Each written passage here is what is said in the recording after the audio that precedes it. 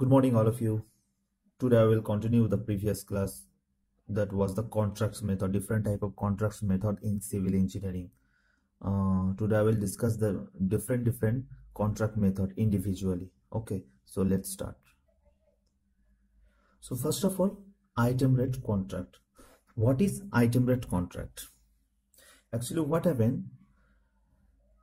There are some contractor who want to work on the basis of the different type of item of work, and they have given the rate according to the schedule of rate.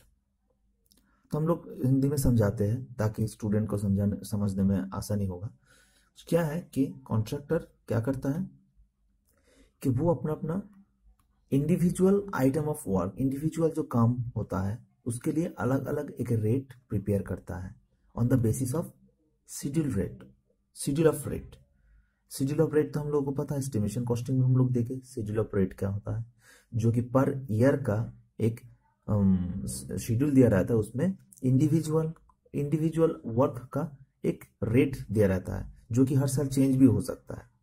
Okay, on the basis of that schedule हम लोग देखेंगे schedule of rate क्या है। Okay, on the basis of that schedule the contractor give the quotation for individual work. Okay, so this type of contract rates are quoted for individual item of work. Okay, तो हम लोग पहले देख लेते हैं इसका डेफिनेशन एग्जैक्ट क्या होगा। इन this type of contract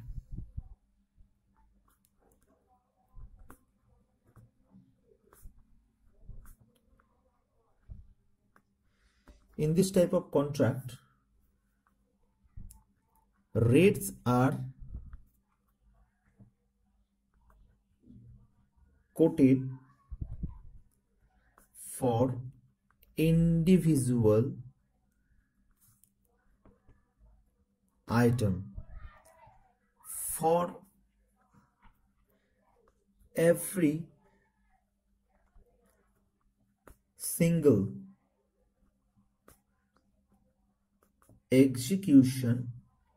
execution of work।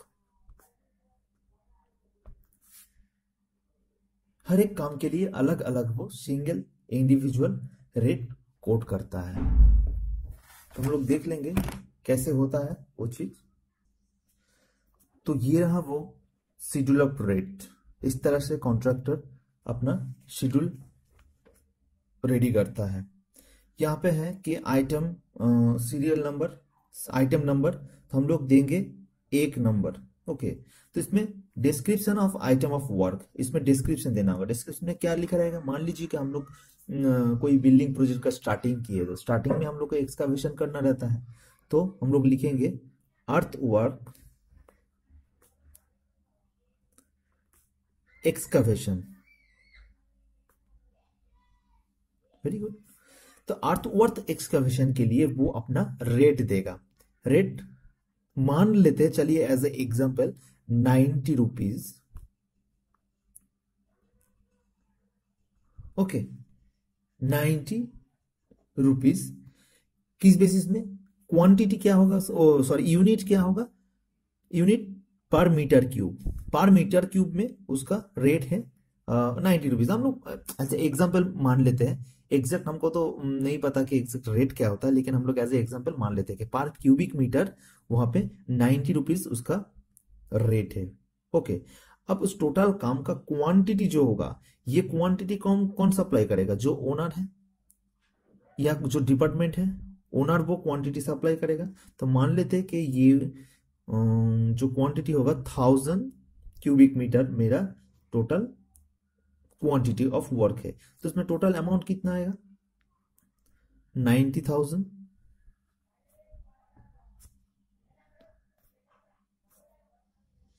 ठीक है, 90,000 उसका टोटल अमाउंट आया है। नेक्स्ट हम लोग देखेंगे नंबर 2, यहां पे भी अर्थ वर्क, यहां पे हम लोग लिखेंगे फीलिंग, अर्थ वर्क फीलिंग। तो ये जो डिफरेंट वर्क है, डिफरेंट वर्क के लिए हम लोग डिफरेंट चार्जेस यहाँ पे रेट जो है कोट कर रहे हैं। तो यहाँ पे फीलिंग मान लेते कि 500 क्यूबिक मीटर काम करना है, तो हम लोगों को कितना होगा,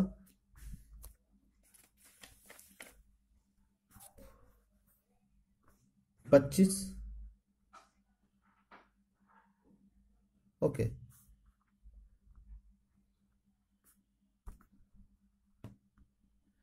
तो इस तरह से कोटेशन किया जाता है। अच्छा, मान लेते, चलिए तीसरा एग्जांपल लेते हैं कि कंक्रीटिंग। कंक्रीटिंग, अब कंक्रीटिंग के लिए तो सीधी बात है कि पैसा उसको ज्यादा चाहिए, तो मान लेते कि कंक्रीटिंग के लिए 500 पर क्यूबिक मीटर लिया जाता है, 500 पर क्यूबिक मीटर। तो क्वांटिटी वहां पे है मेरा 200 क्यूबिक मीटर। 200 क्यूबिक मीटर के लिए तब कितना पैसा पेमेंट करना होगा उसको, 10,000। ठीक है, तो इस तरह से वो आइटम रेट वाइज कोटेशन करता है। और ये जो कोटेशन है ये सिर्फ फिगर में नहीं, ये वर्ड में भी लिखा जाता है, तो हम लोग लिख लेंगे। अच्छा, पहले इसको हम लोग बोलते दूसरा नाम देते हैं, क्योंकि ये शेड्यूल ऑफ रेट के ऊपर डिपेंड करके बना होता है, इसलिए इसका नेम देते हैं। दूसरा एक नेम है, it is also known as schedule rate contract, sorry unit price contract, unit price contract और schedule rate contract.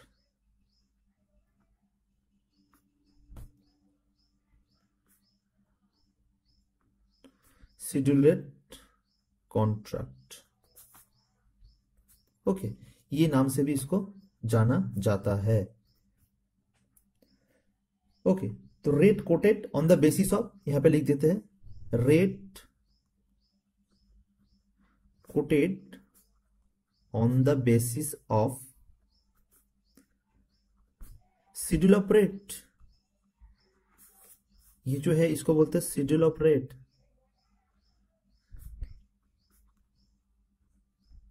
Schedule of rate, तो this is the item rate contract. तो फाइनली हम लोग क्या देखें, in this type of contract rates are quoted for individual item for every single execution of work. Okay, every, देखिए हम लोग every single execution of work के लिए अलग अलग रेट प्रोवाइड किए। ओके, तो ये था मेरा आइटम रेट कॉन्ट्रैक्ट। तो यहां पे क्या होगा, फाइनली जो कॉन्ट्रैक्टर को पेमेंट दिया जाता है, कॉन्ट्रैक्टर पेमेंट किया जाता है ऑन द बेसिस और मेजरमेंट। जैसे कि एज एग्जांपल हम लोग बोलेंगे कि आप पेंटर से काम करवाना चाहते हैं, ठीक है, तो एशियन पेंट से आप कांटेक्ट किए हैं, आप एशियन पेंट से कांटेक्ट कीजिए या फिर उसका वेबसाइट में जाइए, फिर देखिए कि उसका रेट क्या है। वो सिर्फ क्या बताएगा, अपना रेट बताएगा, पर स्क्वायर फीट मेरा रेट इतना है, अदरवाइज कुछ मेंशन नहीं रहेगा। ओके, और टाइप ऑफ कलर तो वो तो है एक फिक्स चीज, तो उसके बेसिस में आप उसको काम दीजिएगा। तो लास्ट में जब पेमेंट करना है तो क्या करना होगा, पेमेंट के टाइम में देखना होगा कि मेरा टोटल काम कितना हुआ है और उसका रेट क्या था, मल्टीप्लाई करके हमको इस तरह से पेमेंट करना होता है। तो बिल्कुल यहाँ पे भी, क्योंकि यहाँ पे सिर्फ रेट प्रोवाइड किया है और यहाँ पे ओनर अपना उसको क्वांटिटी ऑफ वर्क देगा, तो फाइनली जब पेमेंट का बारी आएगा तो on the basis of measurement, measurement के ऊपर डिपेंड करके पेमेंट होता है। तो हम लोग लिख लेंगे इसको कि contractor is paid on the measurement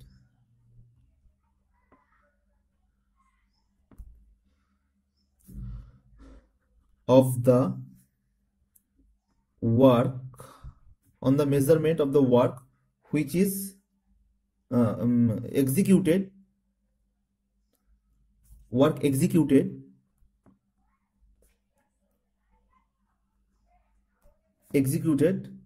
and which is quoted on the schedule।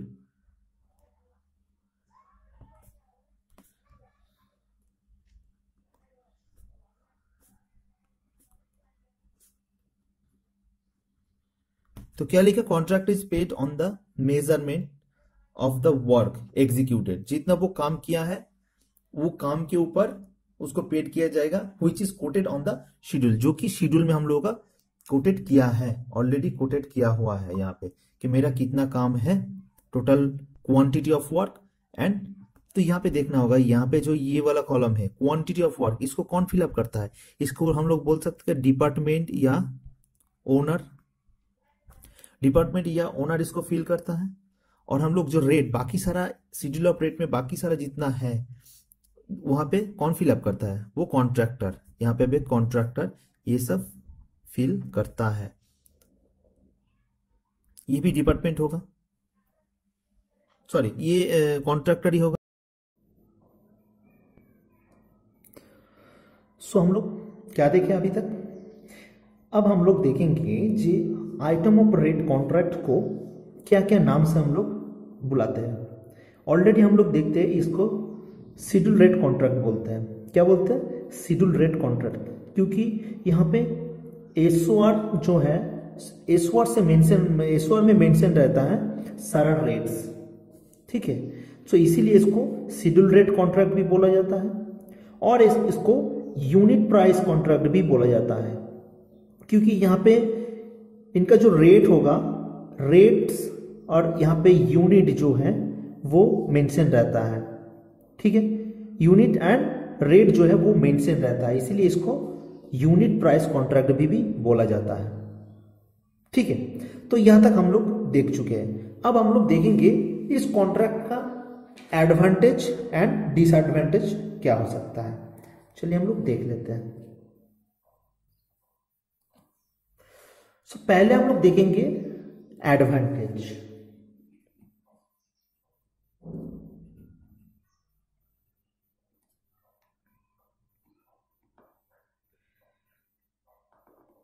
ठीक है, तो एडवांटेज क्या हो सकता है?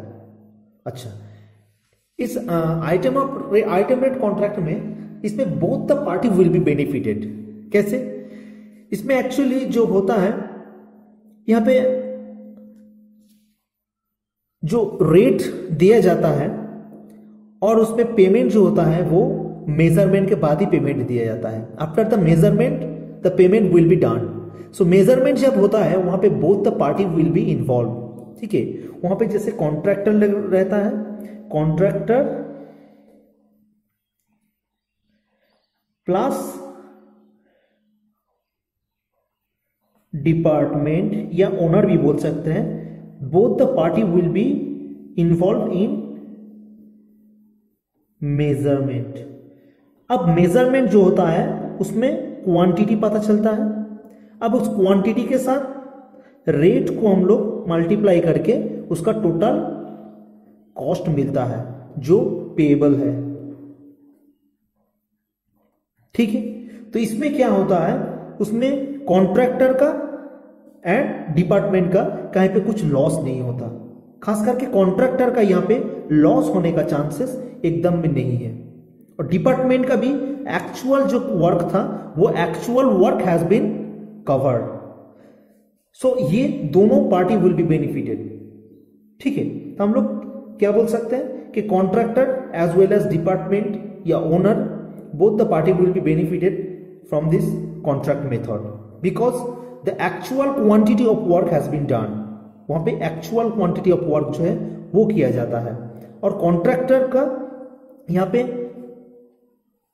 लॉस होने का चांसेस नहीं है। अगर कोई भी काम पे लॉस नहीं होता है तो वो उस काम पे कोई प्रॉब्लम नहीं होगा। कॉन्ट्रैक्टर उसको मतलब एक उसका सिक्योरिटी रहता है कि मेरा इस काम का खत्म होने के बाद हमको पेमेंट ठीक तरह से मिल जाएगा, ठीक है। तो इसमें क्वालिटी ऑफ वर्क देखने को मिलता है। इसमें डिपार्टमेंट का एडवांटेज है कि क्वालिटी ऑफ वर्क मिलता है।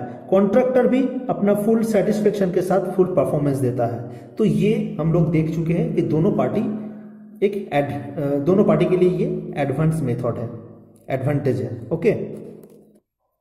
इसमें और एक एडवांटेज होता है, जब कॉन्ट्रैक्टर जब कोटेशन जमा देते हैं, कोटेशन जब जमा देता है तो कोटेशन को हम लोग प्रॉपरली एनालिसिस कर पाते हैं।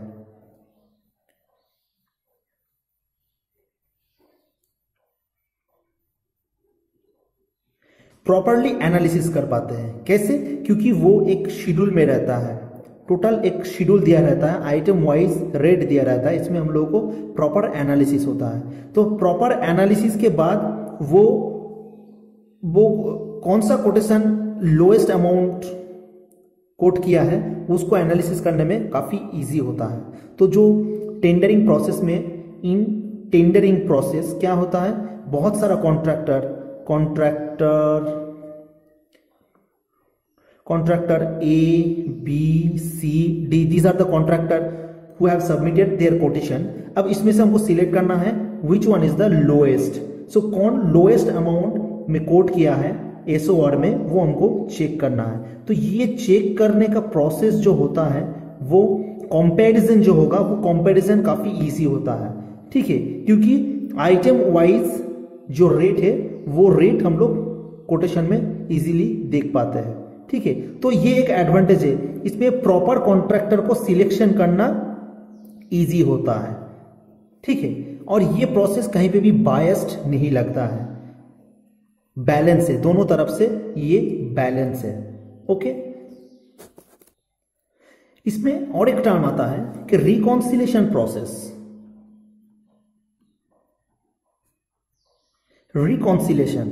रिकॉन्सिलेशन इसको हम लोग बोल सकते हैं रीचेकिंग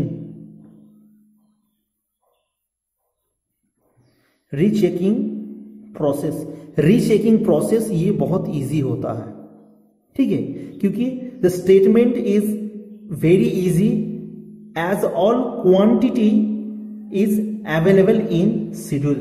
जब पूरा क्वांटिटी जो है वो शेड्यूल ऑफ रेट में जब मेंशन है, ठीक है, तो हम लोग इजीली इसको रीचेक कर सकते हैं, कोई भी प्रॉब्लम हुआ उसको रीचेक कर सकते हैं, इसी को हम लोग बोलते हैं रिकॉन्सिलेशन प्रोसेस।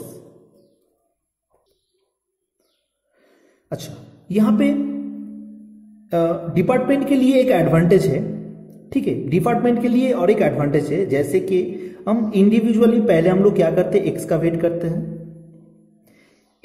करते हैं, उसके बाद हम लोग क्या करते हैं, पीसीसी करते हैं, फिर कंक्रीटिंग करते हैं, फिर ब्रिक वर्क करते हैं।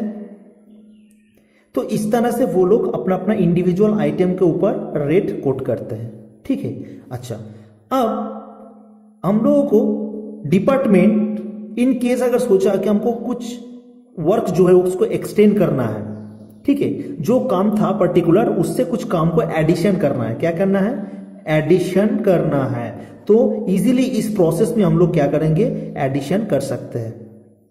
क्या एडिशन करेंगे, एक आइटम ऑफ वर्क हम लोग इजीली एडिशन कर सकते हैं। मान लें कि ब्रिक वर्क हो गया, अब हम लोग को ओरिजिनल स्ट्रक्चर खड़ा होने के बाद हम लोग क्या करते हैं, उसको प्लास्टरिंग, मान लेते कि प्लास्टरिंग का पहले कोई प्लानिंग नहीं था, लेकिन बाद में क्या हुआ कि प्लास्टरिंग करने का इच्छा हुआ, तो ये प्लास्टरिंग जो आइटम ऑफ वर्क है उसको हम लोग एडिशन कर सकते हैं। तो ये एडिशन हो सकता है आइटम रेट कॉन्ट्रैक्ट के अंदर। इसमें कॉन्ट्रैक्टर का भी कुछ प्रॉब्लम नहीं है, क्योंकि कॉन्ट्रैक्टर का क्वांटिटी इनटू रेट के अनुसार में उसको पेमेंट मिलता है। तो अगर एडिशन होता है तो इसका पेमेंट भी बहुत आसानी से उसको मिल जाएगा, ओके।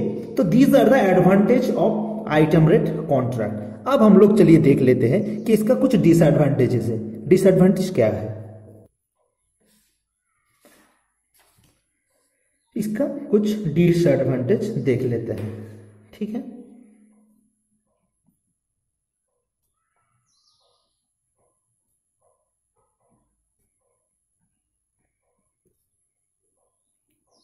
अच्छा, डिसएडवांटेज में हम लोग क्या देखेंगे, अच्छा, कॉन्ट्रैक्टर ए, कॉन्ट्रैक्टर बी, कॉन्ट्रैक्टर सी, कॉन्ट्रैक्टर डी, ये आप लोग समझ जाइए, ठीक है। सब लोग क्या किया, इंडिविजुअली एक पर्टिकुलर आइटम ऑफ वर्क के लिए, मान लेते हैं कि यहां पे पर्टिकुलर एक आइटम ऑफ वर्क, जैसे कि ब्रिक वर्क मान लेते हैं, ब्रिक वर्क, आप लोग जो इसको समझ जाइए, ब्रिक वर्क। इस ब्रिक वर्क के लिए क्या किया, individual contractor individual rate quotation किया, तो ये एक रोटेशन रेट को कोट करेंगे। बी एक रेट कोट करेंगे, सी एक रेट कोट करेंगे। तो इंडिविजुअली हर एक आइटम ऑफ वर्क के लिए आप सोचिए एक कंस्ट्रक्शन में कितना आइटम ऑफ वर्क होता है, इंडिविजुअल आइटम ऑफ वर्क वो लोग अलग अलग से कोट करेगा, ठीक है। In case of brick work देखा जाएगा, ए जो दिया है मान लेते कि 250 रुपीज दिया है पर क्यूबिक मीटर, पर मीटर क्यूब, इस तरह से दिया है, ठीक है। ये दिया है 200 पर क्यूबिक मीटर, इस तरह से ये दिया है 280 पर क्यूबिक मीटर, 300 पर क्यूबिक मीटर, ओके। अब दूसरा एक आइटम ऑफ वर्क, जैसे कि यहाँ पे दूसरा कुछ आइटम ऑफ वर्क है, यहाँ पे देखा गया, इसमें से हम लोग इजीली जज कर सकते हैं सबसे लोएस्ट कौन है, बी है। सबसे लोएस्ट कौन है, जो 200 पर क्यूबिक मीटर दिया ये लोएस्ट है। अब देखा गया यहाँ पे दूसरा एक ये है, जैसे कि मान लेते कि कंक्रीटिंग, यहाँ पे कंक्रीटिंग दिया गया है, कंक्रीटिंग, ठीक है। अब कंक्रीट में दिया गया है यहाँ पे 500 पर मीटर क्यूब दिया है, ये दिया है 800 पर मीटर क्यूब, ये दिया है 600 पर मीटर क्यूब, ये दिया है 650 पर मीटर क्यूब। अब यहाँ पे देखिए ये 200 पहले दिया था, पहला आइटम ऑफ वर्क में ये सबसे लोएस्ट था, लेकिन अब कंक्रीटिंग में देखा ये सबसे हाईएस्ट 800 हो जा रहा है।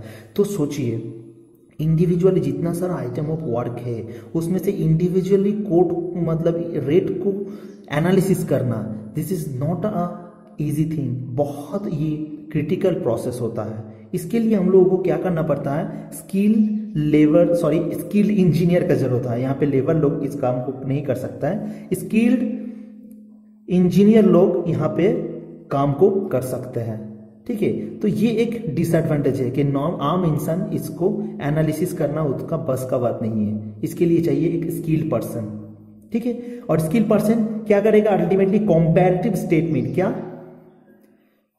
कंपैरेटिव स्टेटमेंट, ये हम लोग टेंडरिंग प्रोसेस में देखेंगे, इस टॉपिक के ऊपर बहुत अच्छे से डिस्कस होगा।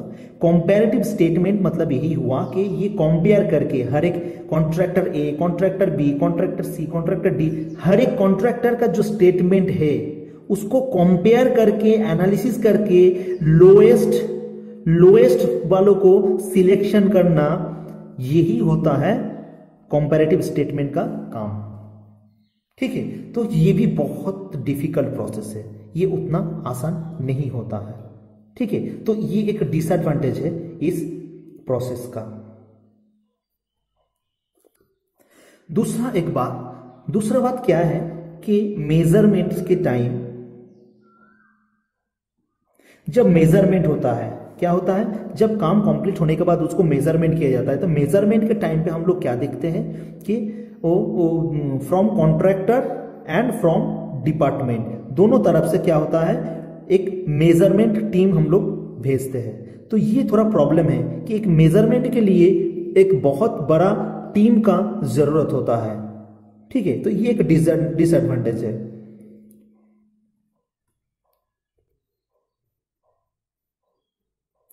अच्छा, इसमें और एक डिसएडवांटेज देखा जाता है क्या, कि अगर इन प्रीवियस हम लोग देखे थे कि कोई भी आइटम ऑफ वर्क हम लोग क्या करते हैं, ऐड करते हैं। ये जो बात है कि एडिशन कर सकते हैं, तो एडिशन अगर करते रहेंगे, एडिशन अगर एक के बाद एक आइटम ऑफ वर्क अगर एडिशन करते रहेंगे, तो अल्टीमेटली प्रोजेक्ट का टोटल कॉस्ट क्या हो सकता है, ये टोटल कॉस्ट कॉन्ट्रैक्टर कभी नहीं जान पाएगा। कॉन्ट्रैक्टर इवन पार्टी जो डिपार्टमेंट है, कॉन्ट्रैक्टर प्लस डिपार्टमेंट जो है वो लोग नहीं जान पाता है, ठीक है। After the completion of the work, जब ये टोटल प्रोजेक्ट खत्म हो जाता है, after the completion of total project work, तब ये टोटल कॉस्ट वर्क के बारे में जान पाते हैं, ठीक है। तो ये एक बहुत बड़ा डिसएडवांटेज है कि before completion of work the total cost of the project contractor as well as department can not identify, ये लोग नहीं जान पाते हैं, ठीक है। तो ये था आइटम रेट कॉन्ट्रैक्ट के बारे में। हम लोगों का एक डिस्कशन आइटम रेट कॉन्ट्रैक्ट क्या होता है, उसका एडवांटेज क्या है, डिसएडवांटेज क्या है, ठीक है, ये सब हम लोग डिस्कस कर लिए। अब हम लोग नेक्स्ट में जो डिस्कस करेंगे परसेंटेज रेट कॉन्ट्रैक्ट के बारे में डिस्कस करेंगे। ओके चलो।